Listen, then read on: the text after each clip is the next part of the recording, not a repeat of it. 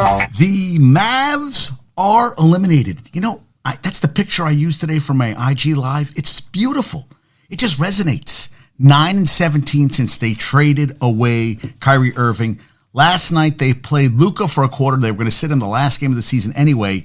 And they ended the season last night. Their minutes leader was Reggie Bullock with 34, Frank Ntilikina with 33, Theo Pinson with 31, Justin Holiday with 26, all former Knicks.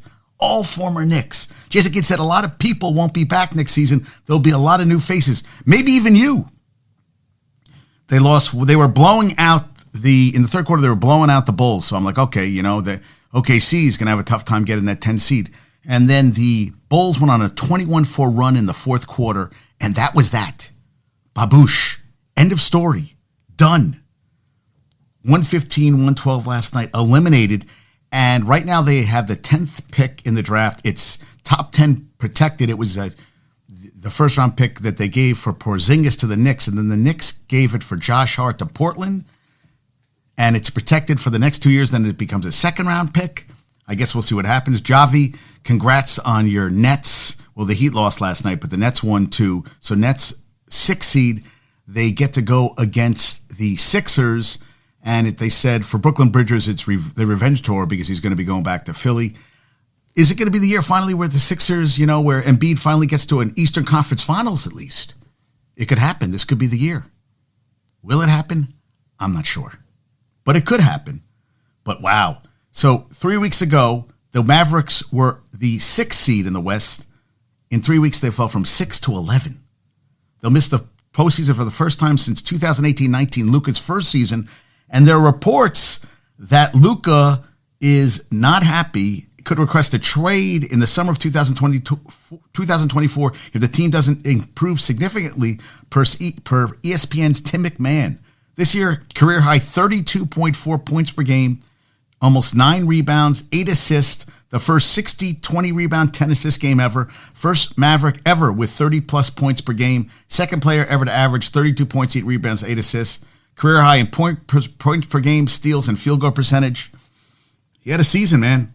And then, Tommy Beard brought up a good point. He said, with a chance to advance to the postseason on the line, McKinley Wright, Theo Pinson, and A.G. Lawson led Dallas in field goal attempts in the second half, while Luka, Doncic, and the rest of the Mavs' best players watching street clothes. Really, really bad look for the NBA.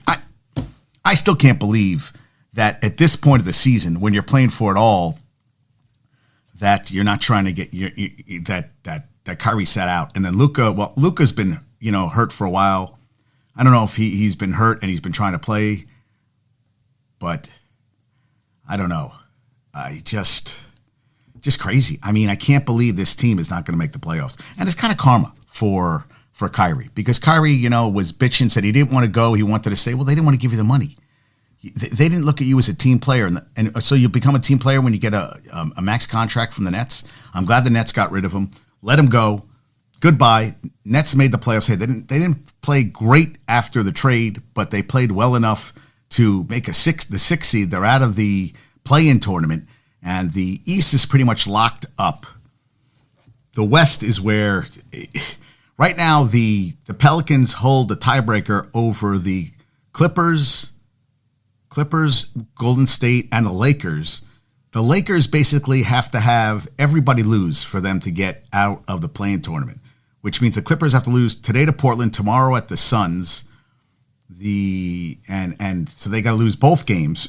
And then, well, how can the Suns go 0-4? The Suns are playing the Clippers. Well, I guess they have to have the Suns lose. Well, no, they have the Clippers lose. That's what I saw. The Clippers and the Pelicans have to lose all their games. I don't know if that's going to happen, but we shall see what happens in these next couple days. It's just crazy. I mean, you can't believe that's going to be crazy. I mean, to think about it, that they're out. They're out of the playoffs. It baffles my mind that, well, it doesn't. I mean, they went to the Western Conference Final last year. I thought they turned the corner, and Luka wanted another player, so they bring him in a guy. Kyrie was not the guy I thought they should have brought in. He's not the guy that makes the team better. He doesn't drive the bus.